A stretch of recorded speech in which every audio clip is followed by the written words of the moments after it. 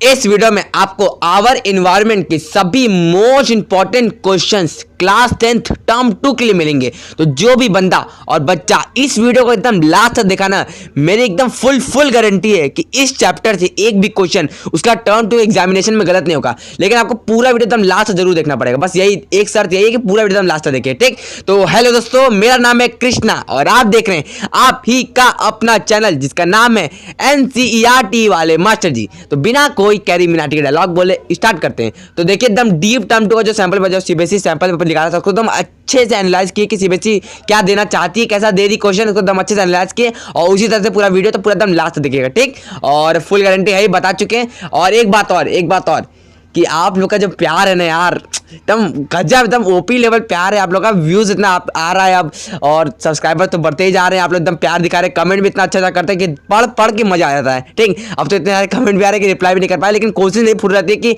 सबको रिप्लाई करें या सबको मतलब सबका कमेंट कम से कम पढ़ ले, क्योंकि आप लोग कमेंट करते हैं तो उसको पढ़ना जरूरी है।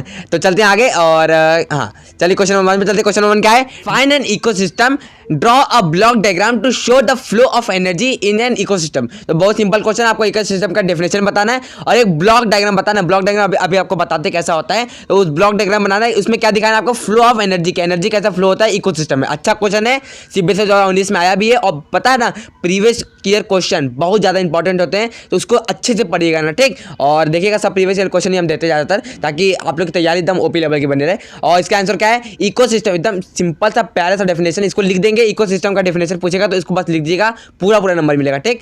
Ecosystem is defined as the structure and function unit of biosphere, ठीक। तो इकोसिस्टम क्या है? Structure unit and function unit of किसका? बायोस्फीयर का, ठीक। It differs to all the interacting organism, ठीक, in an area together with non living constituent abiotic मतलब चीज of the environment to form ecosystem. एकदम आराम से बता रही इकोसिस्टम क्या होता है। एक छोटा सा एरिया है, ठीक, इस मान लीजिए एक रिवर, ये मान लीजिए रिवर है, इसमें मछली है, मेंढक है, ये सब। तो ये मेंढक मछली इस एरिया में, इस पूरे एरिया में जो ये पॉन्ड वाला एरिया है, इसमें ये जितने भी छोटे ये चीज़ है वो तो रहेंगे। और नॉन लिविंग थिंग मतलब ये रिवर जो है, ये भी ये रिवर के बिना तो मछली जिएंगे नहीं। बहुत गंदा बना रहे हैं, हम जानते हैं बहुत गंदा बनाते हैं हम उंगली से, लेकिन कोई बात नहीं, आप लोग थोड़ा सा समझ जाइएगा कि कोई भी एरिया में जितने भी लिविंग थिंग है और नॉन लिविंग थिंग है, ठीक, सबको मिला के इकोसिस्टम बनता है। उस पर्टिकुलर एरिया को बोलते हैं इकोसिस्टम, ठीक।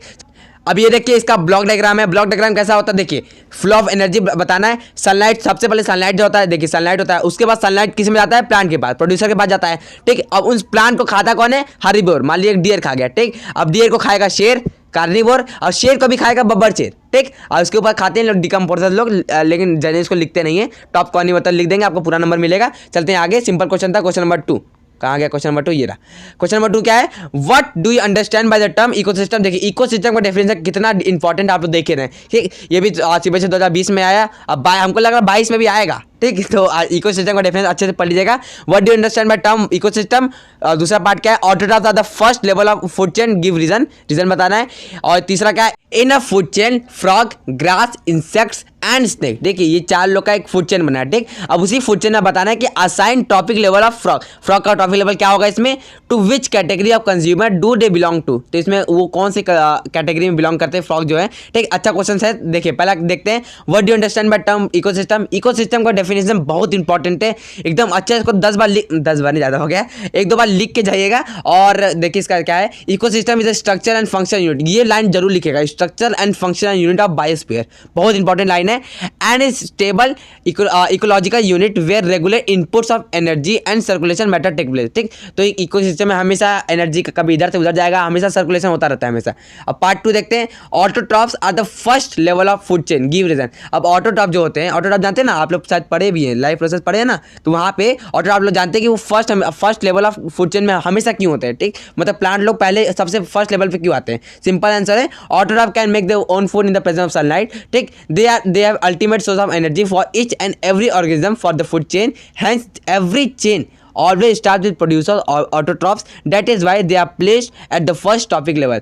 अब ऐसा तो नहीं है कि आप लोग जैसे जो प्लांट होते हैं वो लोग धूप से तो अपना खाना बना सकते हैं, तो इसलिए सबसे पहले होते हैं। अब आप लोग के अंदर ऐसा है नहीं कि आप लोग छत पे जाएं, मम्मी धूप खा रहे हैं, मतलब धूप को आप धूप लेके अपने अंदर खाना ना तो पका नहीं रहे हैं, ठीक। तो धूप खा रहे हैं मतलब आप लोग विटामिन डी ले रहे हैं, इसका मतलब ये होता है।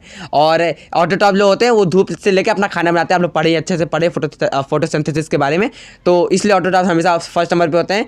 और थर्ड पार्ट क्या है? है in a food chain frog, grass, insect and snake, assign the topic level of frog. देखिए एकदम आराम से इसका आपको सबसे पहले इसका आपको फूड चेन बनाना है, उसके बाद topic level of frog. Frog का इसमें टॉपिक लेवल क्या होगा, कौन सा टॉपिक लेवल पे आएंगे और कौन से कैटेगरी ऑफ कंज्यूमर होते हैं फ्रॉग। अच्छा क्वेश्चन था, चलिए देखते हैं इसका। इन the given food chain grass, insect, frog, snake. देखिए पहले ग्रास, फिर इंसेक्ट, फिर फ्रॉग, फिर स्नेक। ग्रास को कौन खाएगा, इंसेक्ट। इंसेक्ट को कौन खाएगा, फ्रॉग। फ्रॉग को कौन खाएगा, स्नेक। ठीक, अब इसमें फ्रॉग का नंबर क्या है, फ्रॉग का नंबर 30 था। ठीक, frog assign at the third topic level. ठीक, इसीलिए जैसे फ्रॉग देखिए ग्रास को इंसेक्ट, इंसेक्ट को फ्रॉग। ठीक, they act as a secondary consumer. Consumer क्या, अब कंज्यूमर मतलब जो खा रहा है इस प्राइमरी कंज्यूमर को। सेकेंडरी कंज्यूमर क्यों हुआ, क्योंकि इंसेक्ट को खा रहा है। देखिए ग्रास है, ग्रास को खा लिया इंसेक्ट, तो इंसेक्ट बन गया प्राइमरी कंज्यूमर। अभी से प्राइमरी कंज्यूमर को जो खाता है वो बन जाता है सेकेंडरी कंज्यूमर। और देखिए इंसेक्ट को कौन खा रहा है, फ्रॉग, तो फ्रॉग बन गया सेकेंडरी कंज्यूमर। सिंपल, चलते आगे। Question number 3, explain how ozone is being deadly poison and can still perform an essential function for our environment। ठीक, तो आपको बताना है कि ओजोन जो है वो डेडली पॉइजन तो है, लेकिन फिर भी वो हम लोग के इन्वायरमेंट के लिए बहुत ज़्यादा मददगार है। ठीक, और अच्छा क्वेश्चन है, इंपॉर्टेंट क्वेश्चन सीबीएसई 2020 में भी आया है। इसका आंसर देखते हैं, क्या आंसर इसका, ओजोन लेयर फिल्टर सन अल्ट्रावायलेट रेडिएशन। बहुत इंपॉर्टेंट फंक्शन है ओजोन लेयर का, कि जो सूरज का अल्ट्रावायलेट रेडिएशन आता है, जो सूरज के किरणों में अल्ट्रावायलेट रेडिएशन होता है, जिससे हम लोग को बहुत सारा डिसीज हो सकता है, जैसे स्किन कैंसर, बहुत सारी चीज़ हो सकता है। ठीक, तो उसी चीज़ से वो वैसे एक ओजोन एक लेयर बना देता है और उसको रिफ्लेक्ट कर देता है। ठीक, तो हम लोग का ओजोन का जो यूवी रेस होता है ना, वो हम लोग की तरफ आता नहीं है, हम लोग को कुछ होता नहीं है, और इससे हम लोग किस लिए प्रोटेक्ट करा है, harmful effect of ozone layer, and also plays a key role in regulating temperature. Temperature भी बहुत अच्छा रेगुलेट करता है, क्योंकि जितना सूर्य का किरण आएगा उतना गर्मी बढ़ेगा, उतना हम लोग पगलाएंगे बौखलाएंगे, और इससे बचाता है, और बहुत अच्छा काम है ओजोन लेयर। जिंदाबाद। ठीक, चलते आगे क्वेश्चन नंबर 4 पे। क्वेश्चन नंबर 4 क्या है, give reason why food chain can not have more than 4 topic level. बहुत ज़्यादा इंपॉर्टेंट क्वेश्चन, कि फूड चेन, आप ही लोग सोचिए, जो फूड चेन होता है ना, फूड चेन वो 4 तक जाता है, ज़्यादा से 4 टॉपिक लेवल पर जाता है, उसके बाद रुक जाता है, थम जाता है। ऐसा क्यों होता है, सीबीएसई 2020 में आया भी, अच्छा क्वेश्चन है। इसका आंसर देखते हैं। The energy and biomasses decreases from lower to higher topic level. जैसे जैसे ऊपर बढ़ते जाएगा 10%, देखिए 10% लॉ जानते हैं ना, हाँ बहुत गंदा बन रहा है उंगली से, एक स्टाइलस लेना ही पड़ेगा हमको, स्टाइलस लेंगे जल्दी ही। ठीक, तो अभी माइक ऑर्डर कर चुके हैं, शायद कल परसों तक माइक आ भी जाएगा, तो माइक से भी बनाएंगे। अब आवाज़ भी अच्छा आने लगे, चिंता मत कीजिए। और हाँ चलिए, अब बजट बढ़ा दिए हम भी। The energy and biomass decreases from lower to higher, जैसे ऊपर जाएगा एनर्जी कम होता जाएगा। So the length of the food chain gets restricted and can not have more than 4 topic level. अब एक इंसान अगर 1000 मान 1000 जूल है, ठीक 1000 जूल है, ऊपर जाएगा तो 100 हो जाएगा, 100 से फिर 10 होगा, फिर 10 से 1 होगा, फिर पॉइंट जाएगा। आप कितना कितना कितना कम एनर्जी कितना लेंगे, आप कितना लेंगे, सिर्फ 4 तक जाएगा, उसके बाद एनर्जी का तो तस मस हो जाएगा, पूरा जितना भी एनर्जी सब तस मस हो जाएगा। इसलिए 4 से ज़्यादा नहीं पहुंच पाता है, 4 तक जाता है, उसके बाद बोलता है बस हो गया मेरा काम, बस जितना था उतना, जितना एनर्जी था मेरे पास हम दे चुके हैं, अब नहीं देना आपको। चलते क्वेश्चन 5 पे। अच्छा क्वेश्चन था ये भी। क्वेश्चन नंबर 5 क्या है, अच्छा ये तो बड़ा क्वेश्चन है, ये देखिए लॉन्ग क्वेश्चन में आता है ऐसा। ठीक, question number 5, what are the reason for the shift from plastic to cooler and then from finally to paper cups। ठीक, तो पहले प्लास्टिक से कूलर बदला, पहले प्लास्टिक चलता था, फिर प्लास्टिक से बदल गया कूलर में। ठीक, अब कूलर बदला नहीं भाई, मेरा भी हो गया, अब पेपर कप की बारी। ठीक, तो पेपर कप पे पहुंचा। तो ऐसा क्यों हुआ कि प्लास्टिक से कूलर एंड देन कूलर से बन गया पेपर कप, ऐसा क्यों हुआ? अच्छा क्वेश्चन है, सीबीएसई 2020 में आया भी। इसका आंसर देखते हैं, बड़ा क्वेश्चन है, मजेदार क्वेश्चन है। Materials that remain for a long time in the environment without getting decomposed by any natural agent also cause harm to the environment, ठीक, are called non biodegradable substances. पहले आप लोग इसका डेफिनेशन लिखेंगे कि नॉन बायोडिग्रेडेबल सब्सटेंस क्या होते हैं। ठीक, उसके बाद बताएंगे plastic cups are non biodegradable, plastic cup भी नॉन बायोडिग्रेडेबल है। ठीक, and raise concern towards hygiene and therefore they were replaced by kulhar. ठीक, अब आप लोग पहले बताएंगे कि प्लास्टिक से कूलर क्यों बदला, इसलिए बदला क्योंकि प्लास्टिक होते हैं नॉन बायोडिग्रेडेबल। ठीक, और वो कभी डिकम्पोज होंगे नहीं और बहुत ज़्यादा हार्म भी करते हैं एनवायरमेंट को, इसलिए हम लोग कूलर यूज़ करने लगे। कूलर देखिए ये होता है, देख रहे हैं ना, कूलर ऐसा होता है। ठीक, मिट्टी का बना होता है। अब कूलर से क्यों बदला, देखिए kulhar are made up of clay of on the large scale and resulted in the loss of top soil. अब कूलर क्या परेशानी पड़ गया कि कूलर जो होता है मिट्टी से बनता है। अब मिट्टी आप लोग का मिट्टी मतलब मिट्टी यूनिवर्स तो गिरेगा नहीं, मिट्टी आप लोग जमीन में होता है, जमीन से मिट्टी निकालेंगे तो वहाँ पे भी तो इन्वायरमेंट को हार्म कर रहा है। इसलिए हम लोग उसको किससे बदले, डिस्पोजल पेपर कप। अब डिस्पोजल जो पेपर कप होता है, जो हम लोग का पेपर का होता है, वो तो बायोडिग्रेडेबल भी होता है और उसमें कुछ हम लोग का कहीं लॉस भी नहीं हो रहा। तो इसीलिए हम लोग पहले देखिए, इसीलिए हम लोग ऊपर चलते हैं। पहले हम लोग प्लास्टिक पे गए, देखिए पहले प्लास्टिक पे थे, फिर हम लोग कूलर पे आए and then finally to paper cup. एकदम सिंपल का लिख देंगे, आप लोग आंसर देख सकते हैं। चलते हैं नेक्स्ट क्वेश्चन पे। क्वेश्चन नंबर 6 क्या है भाई, energy flow in food chain is unidirectional. ठीक, तो जो एनर्जी फ्लो होता है फूड चेन में हमेशा यूनिडायरेक्शनल होता है। जस्टिफाई द स्टेटमेंट, आपको स्टेटमेंट बताना है, जस्टिफाई करना है। और explain how pesticide enter the food chain and subsequently get into our body. ठीक, तो जो पेस्टिसाइड होते हैं वो फूड चेन में इंटर करते हैं, उसके बाद हम लोग की बॉडी तक कैसे पहुंचते हैं। ठीक, उनका सफर बताना है, उनका यात्रा वृत्तांत बताना है कि कैसे हम लोग के शरीर के अंदर घुसते हैं। ठीक, अच्छा क्वेश्चन है, सीबीएसई 2014 में आया भी। इसका आंसर देखते हैं और पहले पार्ट का देखते हैं कि कैसे एनर्जी फ्लो यूनिडायरेक्शनल है फूड चेन में। अब देखिए आपके सामने आंसर पेश हो चुका है। दिखने में तो बहुत बड़ा आंसर दिख रहा है लेकिन है बहुत छोटा है। ठीक, इसमें बताया इतना ही गया है कि देखिए जो प्रोड्यूसर होता है, प्रोड्यूसर, ठीक, प्रोड्यूसर से आता है आगे कंज्यूमर तक जाता है, कंज्यूमर से सेकेंडरी कंज्यूमर और उससे फिर टर्सरी कंज्यूमर जितना भी बढ़ते जाता है।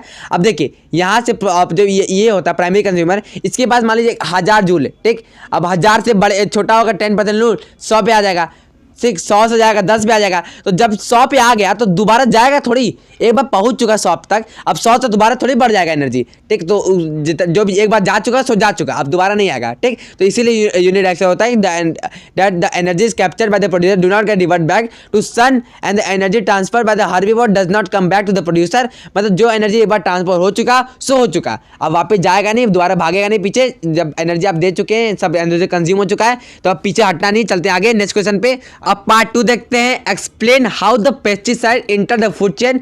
पेस्टिसाइड जो होते हैं, जो जितने केमिकल पेस्टिसाइड होते हैं, हम लोग के फूड चेन में कैसे इंटर करते हैं, फिर हम लोग के बॉडी में कैसे घुसते हैं। ठीक, तो उनका पूरा सफर बताना है। देखते हैं, बहुत बड़ा क्वेश्चन दिख रहा है लेकिन है नहीं, एकदम सिंपल सा है कि लार्ज नंबर ऑफ पेस्टिसाइड, छोटा आराम से पढ़ते हैं बड़ा करके। Large number of pesticide and chemicals are used to protect our crops from pest and diseases. Some of this chemical are washed down from the soil while some of the enter in the water bodies. From the soil they enter and absorbed by plant along with the water and minerals, and from the water bodies they are taken to aquatic plant animals. This is how the chemicals enter the food chain. अब जैसे हम लोग जैसे plant को हम लोग जैसे कोई भी क्रॉप लगता है उसमें पेस्टिसाइड देते हैं। ठीक, ताकि क्रॉप अच्छा ग्रो करे। अब पेस्टिसाइड जब डालते हैं तो सॉइल में जाता ही है। अब सॉइल से जब बारिश होता है, जब उससे पानी लगता है, और वही पानी जब रिवर में जाता है तो रिवर चेन में घुस गया। अब रिवर से फिश में घुस गया, फिश से कहाँ, फिश हम लोग कौन खाता है, इंसान खाते हैं, इंसान में ऐसे भी घुस गया। तो ऐसे भी आप लोग इसको भी लिख देंगे तो आपको पूरा नंबर मिलेगा। As the chemical can not decompose they accumulate progressively at each topic level. This increase in concentration of harmful chemical with each step of food chain is called biomagnification। इसी को biomagnification बोलते हैं कि जो हम लोग का जो कंसंट्रेशन ऑफ हार्मफुल केमिकल्स है, जितना भी केमिकल बढ़ते जा रहा है, कोई भी इंसान के अंदर, कोई भी फूड चेन के अंदर केमिकल बढ़ते जा रहा है, इसी को बोलते हैं biomagnification. As human being occupied the top level in the food chain, these chemicals get accumulated in our body and considerable high amount causing disease। ठीक, तो आखिरी में जितना भी वो है, आखिरी में खाएगा तो इंसान मतलब इंसान के बाद भी कोई खाता है, लेकिन इंसान भी एकदम टॉप लेवल पे आते हैं फूड चेन में। ठीक, तो जितना भी फिश में घुसा, मेंढक में घुसा, जो घुसा, इंसान सब खाते हैं। ठीक, तो इंसान उसको खाए, केमिकल इंसान के अंदर घुस गया, आपका आंसर जस्टिफाई होगा। सिंपल क्वेश्चन था। चलते हैं नेक्स्ट पार्ट पे।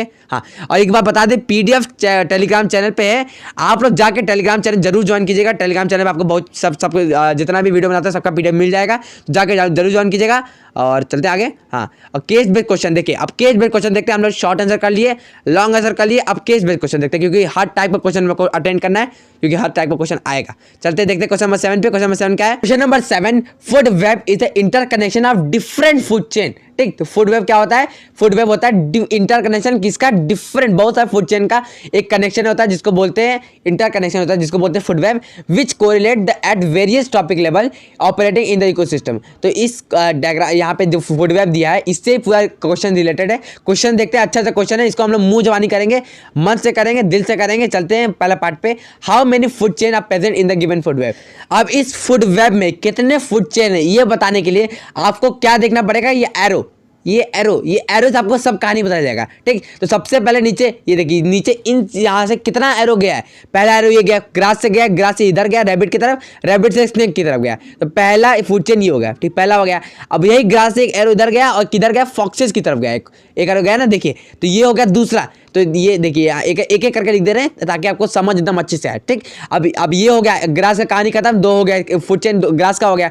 अब यंग ट्री से देखते हैं, यंग ट्री से गया एक रैबिट की तरफ और एक गया स्नेक, मतलब वही चीज रैबिट की तरफ स्नेक गया, तो एक ये हो गया। हो गया। अब यंग ट्री से गया रैबिट की तरफ और रैबिट से गया फॉक्सिस की तरफ, एक ही हो गया। इसको बारीक से देखेंगे तो आपको समझ आएगा। अब उसके बाद यंग ट्री से गया एक माइस की तरफ और माइस से गया एक फॉक्सिस की तरफ, ठीक। तो इधर भी एक गया, इधर भी गया, इधर भी गया, तो एक ये हो गया, एक ये हो गया। अब सीड बचा, सीड से गया माइस की तरफ एरो और दूसरा वही एरो गया फिर फॉक्सिस की तरफ, तो एक ये हो गया। तो टोटल कितना हुआ, 1 2 3 4 5 6, ठीक। तो ये इसका ट्रिक है, ये मजेदार है, थोड़ा सा घिचमिच हुआ होगा। एक बार और बता दे रहे हैं, मतलब टोटल बना पर कितना 6, ठीक। तो एक बार और बता दे रहे कहाँ से कैसे गया। जैसे ग्रास से गया रैबिट की तरफ, फिर गया स्नेक की तरफ, ग्रास से गया रैबिट की तरफ, फिर गया फॉक्सिस की तरफ, एक 2 हो गया इधर।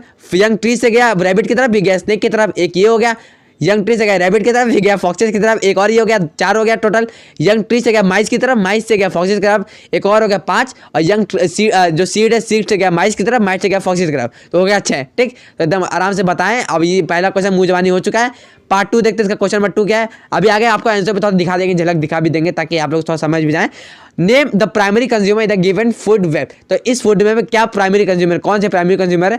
प्राइमरी कंज्यूमर तो मतलब एकदम नीचे जो मतलब जो पहला जो प्रोड्यूसर को खाते हैं वो प्राइमरी कंज्यूमर होते हैं। तो यहाँ पे प्रोड्यूसर देखिए, यहाँ 3 ही प्रोड्यूसर दिए गए हैं, सीड दिया गया है, यंग ट्री दिए गए हैं और ग्रास दिए गए हैं। अब इसको कौन कौन खा रहा है, देखिए ये रैबिट खा रहा है और ये माइस खा रहा है। तो हम लोग का क्वेश्चन नंबर 2 का आंसर क्या होगा, mice and rabbit are the 2 primary consumer in the given food web. अब part 3, how much percentage of energy is less at each topic level. तो बहुत सिंपल क्वेश्चन है, इसका आंसर होगा 10%। यही सोच रहे हैं आप लोग ना, ऐसा कुछ भी नहीं है इसमें। लेस पूछा है, ठीक। कितना गया ये नहीं पूछा, कितना बच रहा है, ठीक, ये बताना है। तो क्या मतलब कितना बच रहा है, 90% बचता है, ठीक। 10% चल जाता है, बचता कितना, 90%, सिंपल है, ठीक। तो क्वेश्चन को एकदम ढंग से पढ़िएगा, ठीक, कोई भी कहीं से भी घुमा के आ जाएगा। चलते हैं आगे, पार्ट 4 देखते हैं। If all the foxes are killed, ठीक, कोई भी डिसीज के मारे सब जितने भी फॉक्सेस सब मर गए, अब क्या होगा, आपके ऑब्जर्वेशन क्या होंगे। देखिए अब यहाँ पे फॉक्सेस सबसे ऊपर है, देखिए फॉक्सेस, ये फॉक्सेस और स्नेक जो है, ये फॉक्सेस और स्नेक सबसे ऊपर है। अब फॉक्सेस मान लीजिए नहीं रहे, ठीक। तो जो माइस है इन लोगों को खाने वाला कोई नहीं रहेगा, तो इन लोगों की जो संख्या है एकदम बढ़ जाएगा, ठीक। तो ये हम लोग का फूड वेब ये बहुत घातक होता है। मान लीजिए कोई भी हम लोग का जो खाता है वो नहीं है, तो जो जिसको खाता है वो उसका तो बहुत संख्या बढ़ जाएगा ना। माइस को कोई खाएगा नहीं, फिर रैबिट को कोई खाएगा नहीं, तो ये एक डिस्टर्बेंस, मतलब जो इकोसिस्टम है उसका पूरा डिस्टर्बेंस एक आ जाएगा कि अगर फॉक्सेस नहीं खाएंगे तो उन लोग का संख्या बढ़ जाएगा। तो जो भी खाना भी अच्छा है, नहीं भी खाना अच्छा है, जो भी चल रहा है हम लोग का इन्वायरमेंट है उसको कुछ छेड़छाड़ नहीं करना चाहिए, और जो भी चल रहा है सबसे अच्छा है।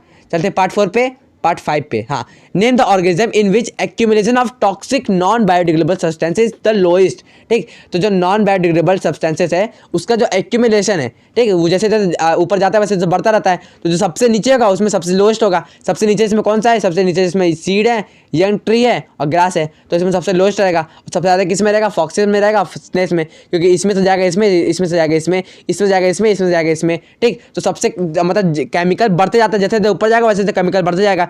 सीड में कम होगा क्योंकि सीड पहले में ही पहले शुरुआत में बचे रहते हैं इन लोग, और ऊपर जो फॉक्सेस और ये रहेंगे स्नेक वाले, ये दोनों पूरा भर भर के रहेगा केमिकल। चलते हैं आगे, सिंपल क्वेश्चन था और इसका देखिए लाइन से आंसर भी देख सकते हैं। देखिए फूड वेब वाला है पहला पार्ट, दूसरा पार्ट देखिए इसमें थोड़ा गलत लिख दिए हैं, यहाँ पे 2 होगा, यहाँ 3 होगा, लेकिन कोई नहीं।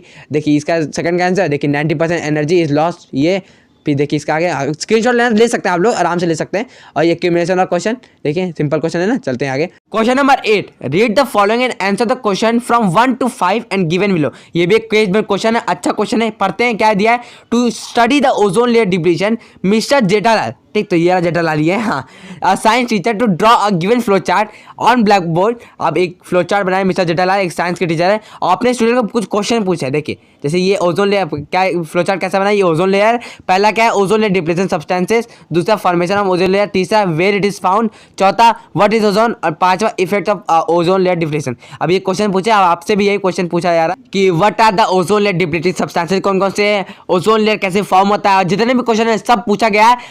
आप ही लोग को बताना है, आराम से बताएगा। लेकिन एक चीज और, सबसे पहले अगर आप लोग अभी तक इस वीडियो में बने हुए हैं तो एक बार कमेंट में जरूर लिखिएगा यस आई वाज देयर। दिल से मोटिवेशन मिलता है कि आप लोग वीडियो एकदम लास्ट तक देखते हैं, बहुत अंदर से खुशी होता है। एक बार बस कमेंट में लिख दीजिएगा यस आई वाज देयर। मैं एकदम हम्बल रिक्वेस्ट आपसे जाके लिख दीजिएगा और लाइक सब्सक्राइब भी कर दीजिएगा। वीडियो खत्म नहीं हुआ है, भागेगा मत, अभी क्वेश्चन करना ही है हमको, ठीक। तो एक बार लिख दीजिएगा यस आई वाज देयर, बहुत अंदर से मोटिवेशन मिलता है। और थैंक यू अगर आप लोग लिख दिए हो। और बस चलते आगे, और कितना बताएंगे हम। चलिए पहला क्वेश्चन देखते हैं, how what are ozone depleting substances, ठीक। तो ओजोन जो डिप्लीटिंग सब्सटेंसेस कौन कौन से देखते हैं।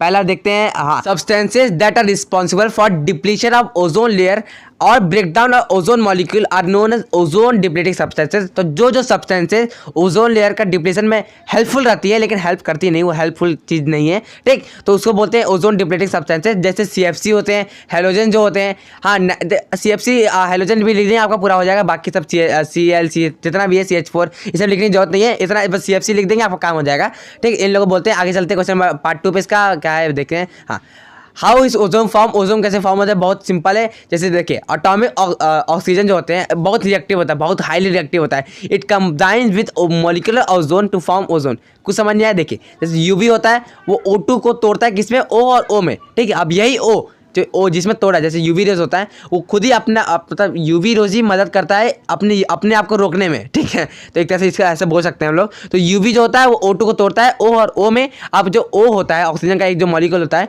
वो ऑक्सीजन के मॉलिक्यूल ऐसे मुड़ता है, ऐसे मिलता है और वो बनता है O3, ठीक। तो O प्लस O2, ठीक, O2 बनता है किसमें, O3 में, ठीक। तो O3 होता है ओजोन, बस। अब यहाँ पे आपको इसको बैलेंस करने का आपको इसमें 2 लगा सकते हैं, इससे कोई जरूरत नहीं है। चलिए अब आप इसका पार्ट 3 देखते हैं। पार्ट 3 क्या है, Ravi want to draw ozone layer in a diagram showing different layer of atmosphere where he should level it, ठीक। तो ओजोन कहाँ होता है, स्ट्रेटोस्फीयर में होता है, जो कि 15 से 30 किलोमीटर ऊपर होता है हम लोग के क्या बोलते हैं, प्लेन सरफेस से, ठीक। तो स्ट्रेटोस्फीयर इसका आंसर होगा। इसका पार्ट 4 क्या है, what is the difference between good ozone and bad ozone. बहुत बढ़िया है, देखते हैं। चलिए देखिए इसका आंसर, देखिए पार्ट 3 वाले का था ना ओजोन, देखिए stratosphere around 50 to 30 kilometre above the earth surface, सही है। अब देखते हैं part 4, ozone is triatomic molecule made up of 3 atoms of oxygen, ठीक, O3, बहुत बढ़िया है। It is present in atmosphere as an ozone layer shield that protect us from high energy of UV radiation. जो भी सन से किरणें आती है सन की, ठीक, उससे हम लोग को बचाता है। It is known as good ozone where near the surface of the earth ozone act as highly poisonous gas, hence known as bad ozone, ठीक है। अब ओजोन जो हम लोग का अर्थ है, देखिए हमारी अर्थ है, ठीक, ये अर्थ है, प्यारा सा छोटा सा प्यारा सा, छोटा नहीं वैसे बहुत बड़ा है, ठीक। तो ये एक ओजोन ये है पास में जो अर्थ के, और एक ओजोन ये, ठीक। अब ये ओजोन जब पास में है ना, ये हम लोग के लिए बहुत पॉइजनस होता है, और वही ओजोन जब दूर रहता है ना, दूर, तो हम लोग का UV रेज से मदद करता है, ठीक। तो जो बाहर वाला है, जो दूर वाला है, जो दूर है हम लोग से वो हम लोग के पास है, अंदर है, जो हम लोग के दिल में है। जो दूर है वो हम लोग के दिल में है, जो पास है वो हम लोग के दिल में नहीं है, ठीक, वो पॉइजनस है। जो पास है हम लोग के वो हम लोग के दिल में नहीं है, पॉइजनस है, और जो दूर है वो हम लोग को UV रेज से बचाता है, तो वो बहुत अच्छा है ओजोन है। और ये गुड ओजोन है, ये बैड ओजोन है, ठीक। चलते हैं आगे, और पार्ट 5 क्या पूछा है, लास्ट पार्ट 5। आखिरकार साइंस का सिलेबस खत्म होने वाला है, बस ये part 5 last question. What could be the effect of ozone depletion, ozone depletion का क्या क्या इफेक्ट होगा, देखते हैं क्या क्या इफेक्ट है।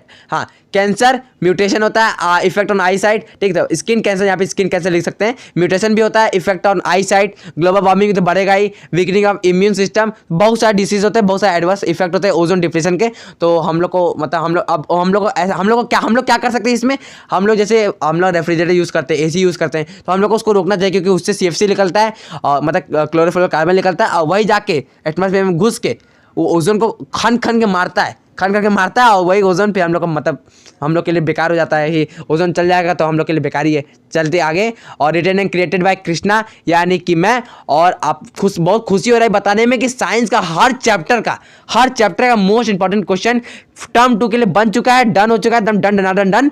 और आप लोग जाइए एकदम बिंज वॉच कीजिए, पूरा साइंस का जितना प्लेलिस्ट, जितना क्वेश्चन है सब जाके पढ़ लीजिए, एकदम टर्म 2 में तबाही मचा दीजिए। और भी अब इंग्लिश का वीडियो आएगा, हिंदी का आएगा, रुकेगा नहीं वीडियो, ठीक। तो बस मिलते हैं नए वीडियो में। लाइक और सब्सक्राइब जरूर करिएगा, सब्सक्राइब नहीं किया तो कर दीजिएगा, लाइक भी कर दीजिएगा, बहुत दिल से मोटिवेशन मिलता है। वैसे आप लोग खुद ही कर देते हैं तो बोलने की जरूरत नहीं है, लेकिन फिर भी बोल देते हैं, ठीक। तो कर दीजिएगा सब्सक्राइब। मिलते हैं एक नए वीडियो में एक नए टॉपिक के साथ। See you, tata, good bye, tata, see you, गया।